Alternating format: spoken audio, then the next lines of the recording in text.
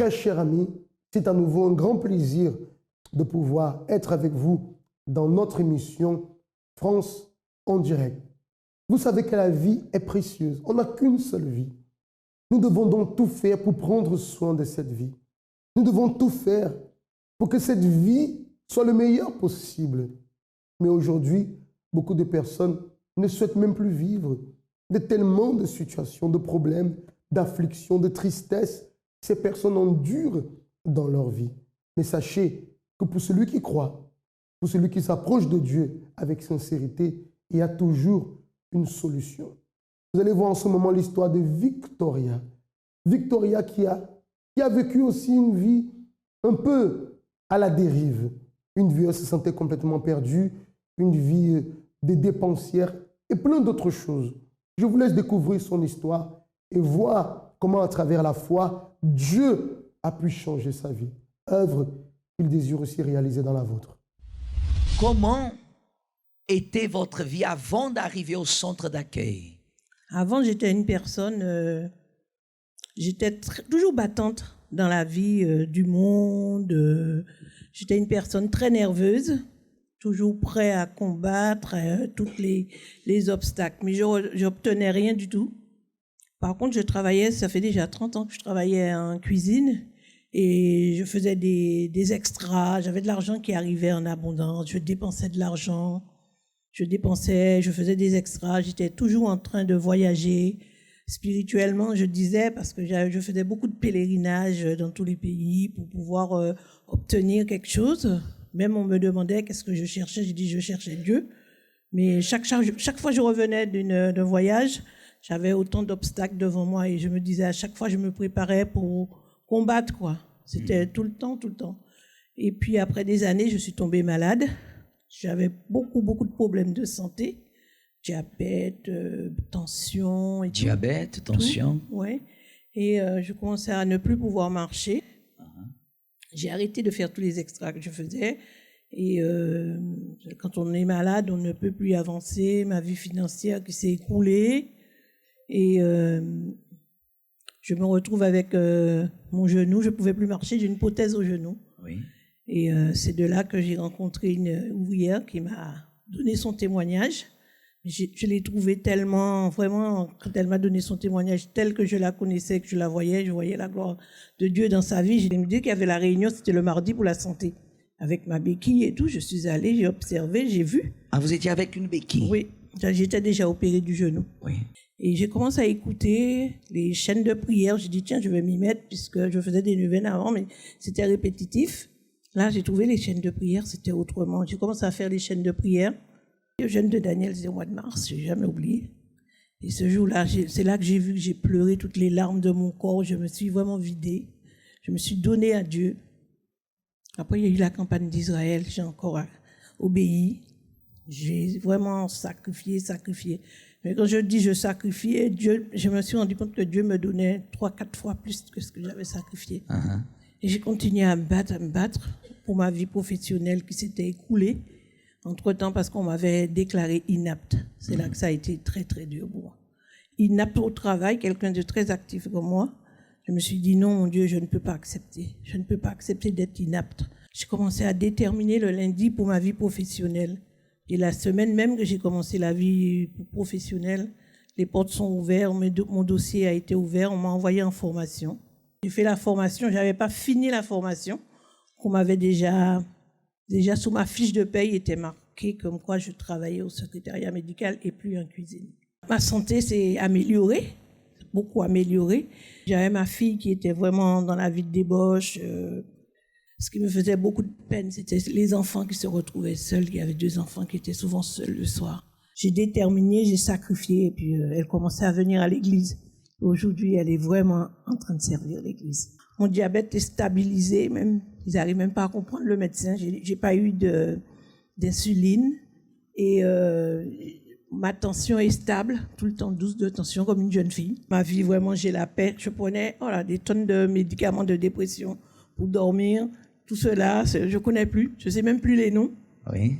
Je dors en paix, je suis une personne vraiment qui a retrouvé une joie de vivre.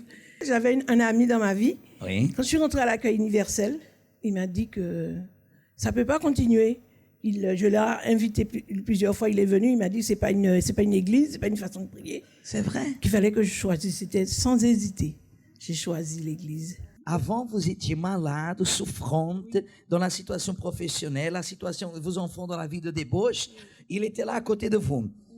Votre vie a été restaurée, vous avez sauvé votre vie et il vous dit choisis l'église. Oh, ça, c'est pas ni même une église, au moins. On s'est séparés, voilà, et puis ça fait 4 ans et je persiste et je trouve vraiment ma vie, ça valait la peine de séparer parce que la vie spirituelle, je peux dire j'ai grandi, mais énormément spirituel. C'est ce que je cherchais toute ma vie. Depuis 30 ans, je l'ai cherché et je l'ai trouvé à l'accueil universel. Félicitations, madame. Que Dieu vous bénisse. Merci beaucoup pour votre témoignage. Vous voyez, toutes les situations, je dirais, qui détruisaient la vie de Victoria, que ce soit sa colère, que ce soit cette facilité à dépenser n'importe comment, maladie, déclarée même inapte à travailler, et tant d'autres choses. Vous voyez, tant de problèmes qui étaient là, qui étouffaient sa vie, qui rendaient sa vie difficile. Mais vous voyez qu'elle a pu surmonter tout cela. Elle a pu vaincre cette inaptitude à travers la foi.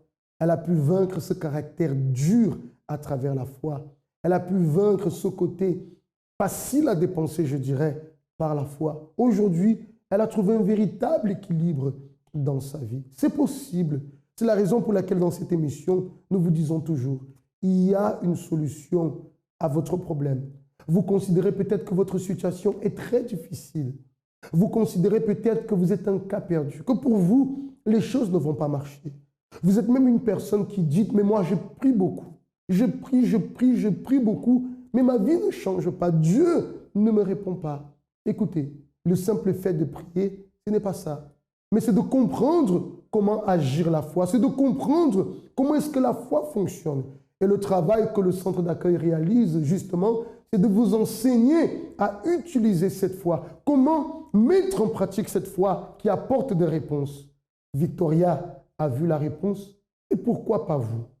Nous allons marquer une pause en ce moment. Nous allons revenir avec une autre histoire, une autre personne qui a su, qui a appris à utiliser la foi et qui a pu voir les résultats de cette manifestation de foi dans sa vie. À tout de suite.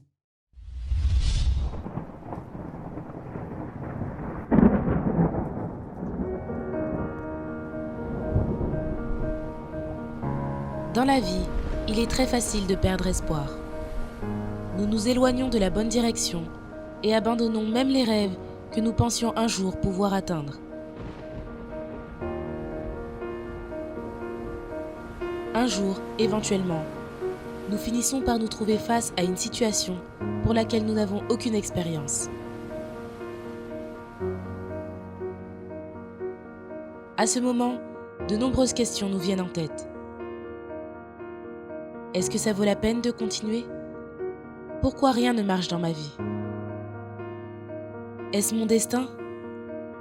Votre destin est le résultat de vos décisions et attitudes.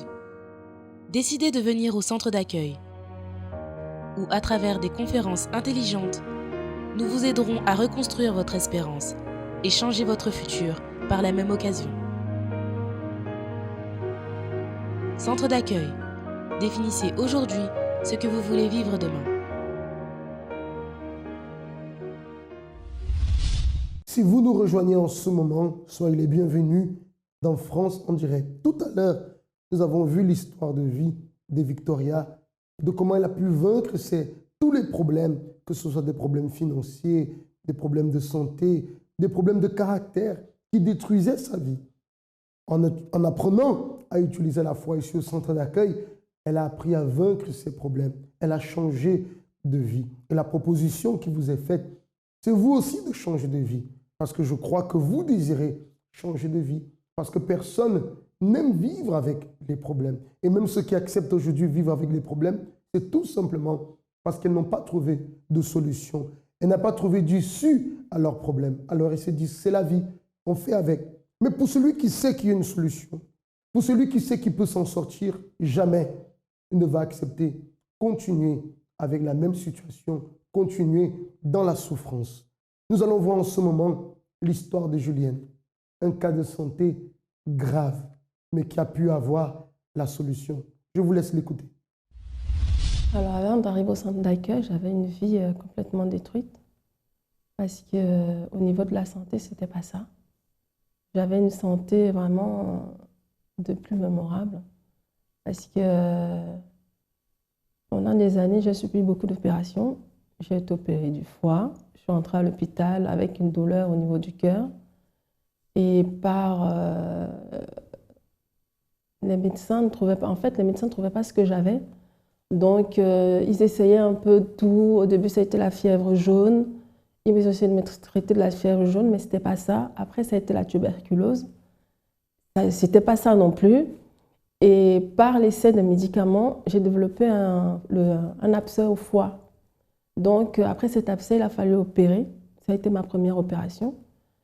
Et de là, après, je suis sortie de l'hôpital avec un traitement qui avait calmé un peu les douleurs, mais ce n'était pas ça parce que quelques mois plus tard, j'ai récidivé parce que comme je faisais beaucoup de sport, c'est par là que j'ai eu des problèmes parce que je me suis évanouie. Donc, je ne comprenais pas pourquoi et je suis retournée à l'hôpital. Et là, on a commencé à refaire des examens comme au début. Là, j'ai passé l'IRM. On n'a rien trouvé. C'est quand j'ai fait l'électrocardiogramme qu'on s'est rendu compte que en fait, c'était une dilatation de l'aorte avec rupture d'anévrisme. Donc là, j'avais 15 jours. On m'a donné 15 jours de réflexion parce qu'il fallait opérer rapidement, sinon rupture d'anévrisme, c'est crise cardiaque directe. Donc, au bout de 15 jours, il fallait décider. J'ai dit oui. Je suis passée sur la table d'opération.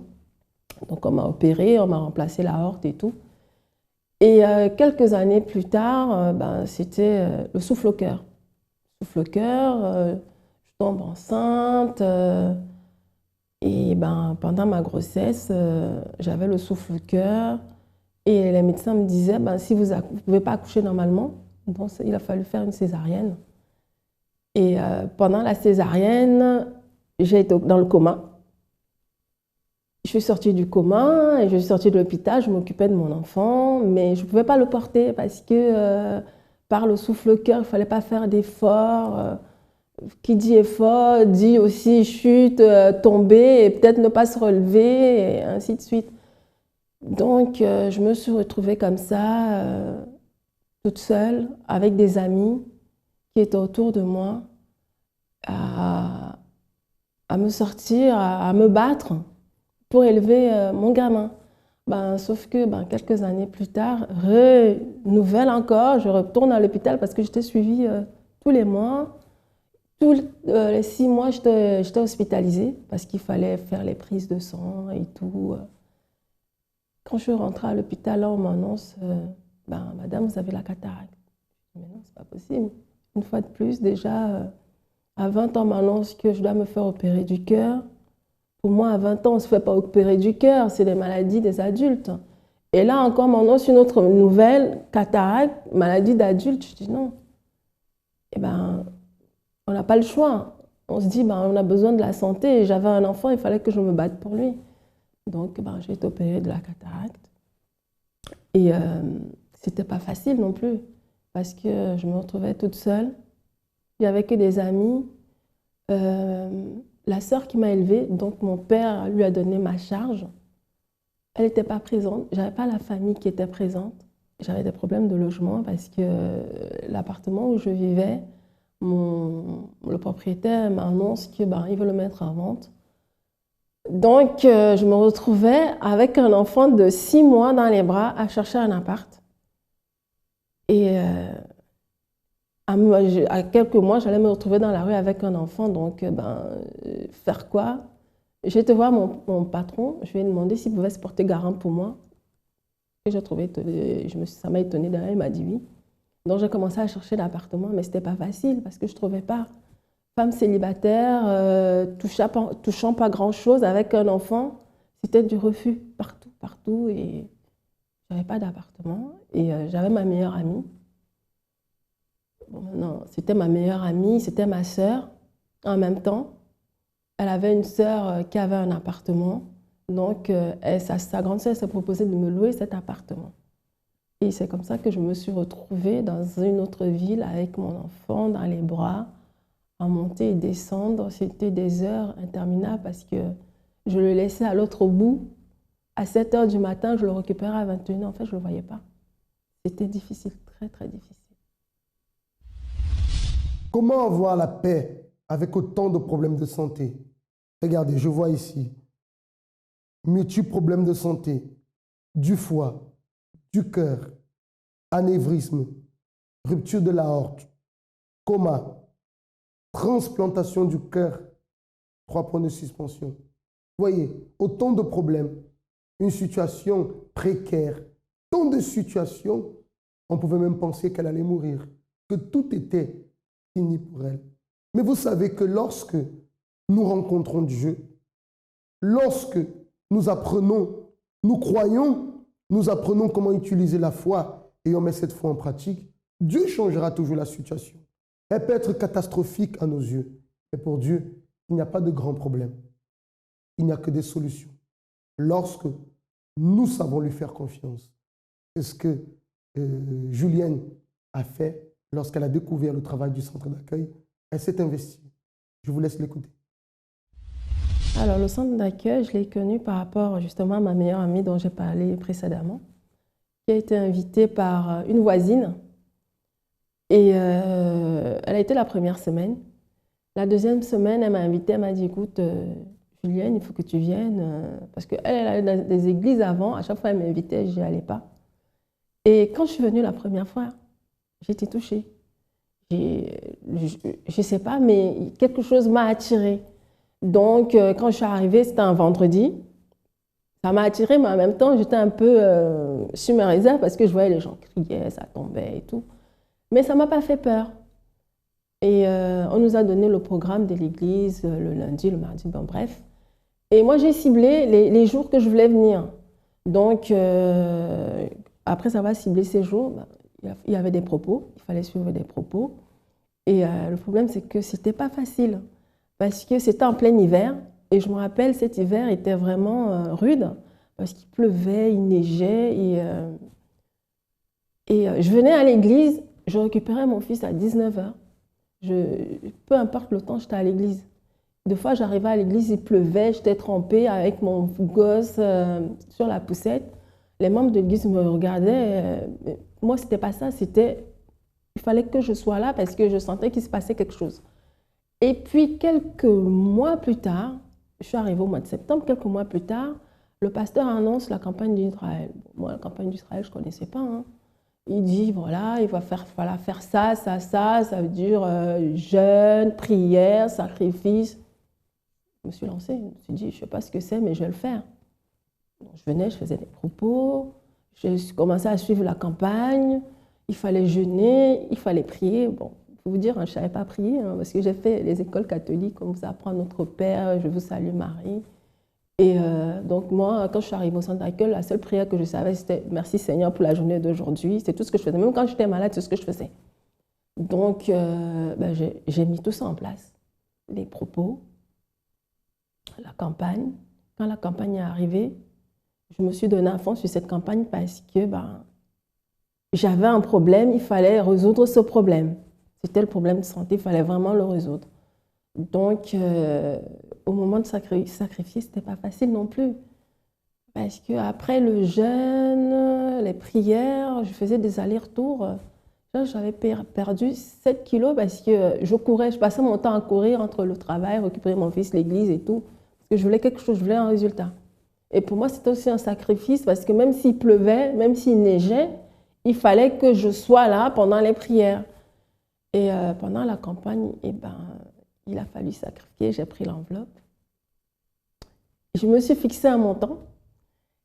Et quand j'ai commencé à remplir le chèque, je me suis rendu compte que le montant que je m'étais fixé, c'est pas ça que j'ai marqué. J'ai marqué plus que je m'étais fixé en fait. C'était ma prime de fin d'année.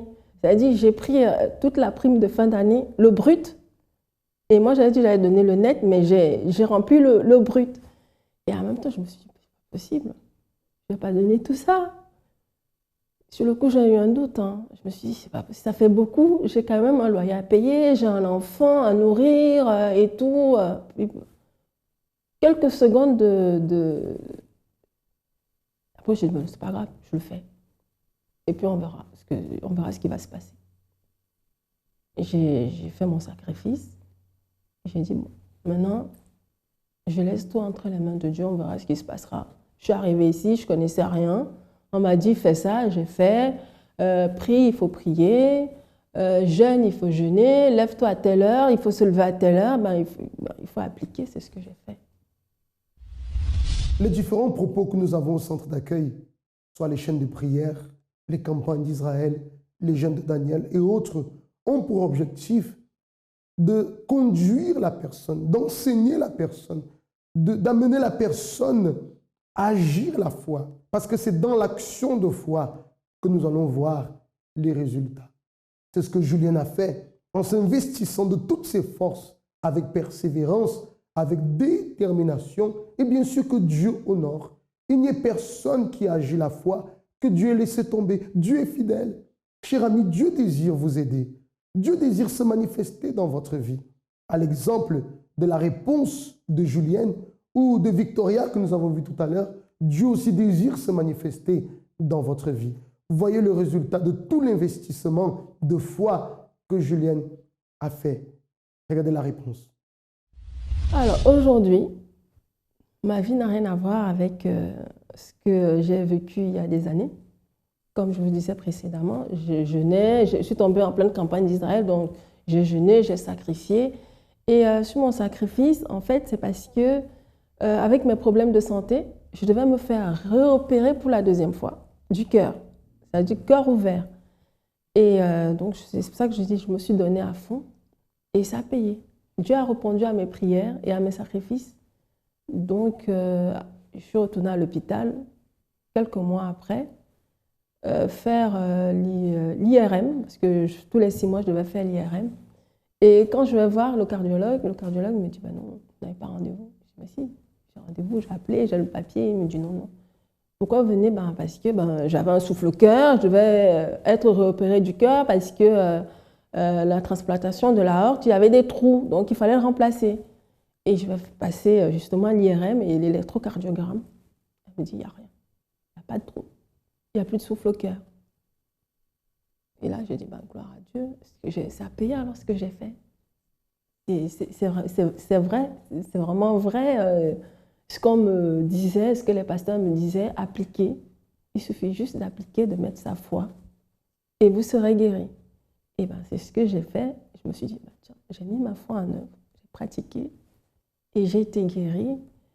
Et là, la vie était magnifique en fait, parce que même si je vivais, mais je me voyais vivre, j'étais vivante, j'étais heureuse, j'avais plus de problèmes de santé, je pouvais faire tout ce que je voulais, même financièrement ça allait, parce que j'avais trouvé un appartement, l'appartement que la sœur de ma copine me louait, je ne le louais plus, j'ai réussi acheter un appartement, donc je vivais avec mon fils, la vie était belle. C'est pas pourtant que j'ai baissé les bras, parce que, pour vous dire, chaque campagne, peu importe la campagne, que ce soit la campagne Daniel, campagne d'Israël, je participe, les propos, je continue à les faire, parce que je veux plus, je veux aussi montrer la gloire de Dieu dans ma vie. Parce que maintenant, les gens, quand ils me voient, ils me disent, mais c'est plus toi, c'est pas possible. Je dis si. Il y a des amis que j'avais perdu de vue. Ils sont présentés dernièrement à mon travail. Ils n'en revenaient pas. Ils disaient, mais c'est pas toi. Je dis, si, c'est moi. Mais t'as pas pris une ride. J'ai dit, si tu savais, il se passe beaucoup de choses dans ma vie. Et je ne sais pas comment t'expliquer, parce que même si je les explique, ils ne comprendraient pas, parce qu'ils sont athées. Même quand je dis à quelqu'un, je vais à l'église, tu vas tout le temps. Je dis, c'est le sacrifice en fait. C'est Dieu. Si tu marches avec Dieu, tout va dans ta vie. Moi, c'est ça. Donc, j'ai Dieu dans ma vie. Et je suis heureuse dans la vie parce que récemment, l'année dernière, le 31 décembre 2014, j'avais dit à Dieu, je voulais être aussi heureuse dans ma vie sentimentale. Qu'il a fait. Il m'a donné un homme, mais je lui ai dit, tu m'as donné un homme. Là, on arrive à la fin de l'année. Maintenant, ce n'est plus un homme que je veux, c'est un mari. Donc, il va falloir que tu fasses tout pour que ma vie glorifie ton nom. Je ne veux pas me contenter d'un homme dans ma vie. Je veux un mari. Donc, d'où aussi maintenant, je vais à la thérapie de l'amour, suivre aussi tout ça pour que il ajuste aussi dans ma vie sentimentale.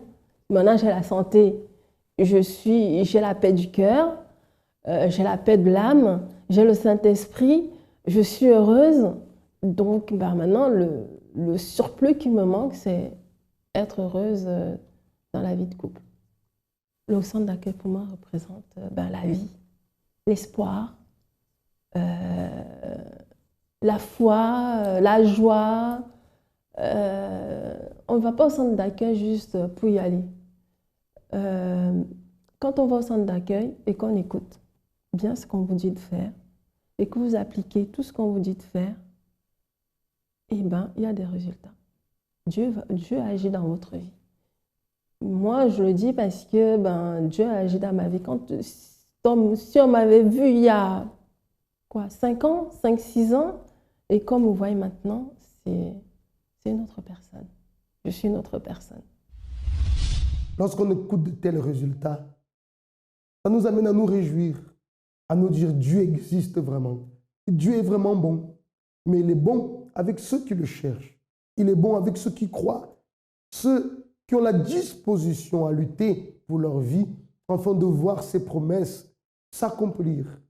Julienne, aujourd'hui, a la paix, n'a plus de problème de santé. Enfin, elle avance dans sa vie. Elle est passée des ténèbres à la lumière. Et cher ami, peut-être aujourd'hui, vous vous trouvez encore dans les ténèbres, un problème qui vous attache, une situation qui vous afflige, et vous vous sentez perdu. Dieu vous tend la main à travers cette émotion pour vous montrer qu'il y a un chemin. Il existe une solution à votre problème. Raison pour laquelle nous vous proposons de vous aider, parce que nous savons comment vous aider. Nous savons comment vous faire sortir de cette situation. Si vous désirez notre aide, vous pouvez nous appeler au 01 53 35 85 12. Vous pourrez aussi savoir là où se trouve le centre d'accueil qui est le plus proche de chez vous. Si vous êtes ici sur Paris, nous sommes situés dans le 10e arrondissement, à la ligne 5, le métro Stalingrad, ou alors la ligne 7, le métro Lublin, où vous pouvez vous rendre, ou alors nous appeler, et j'ai la certitude que dès le premier jour où vous serez ici, vous ne sortirez pas de la même manière, parce que Dieu réserve quelque chose de très spécial pour vous. C'est une grande joie d'être ici avec vous, tout en espérant que vous avez pu prendre les bénéfices de ce temps passé ensemble. Je vous dis à très bientôt.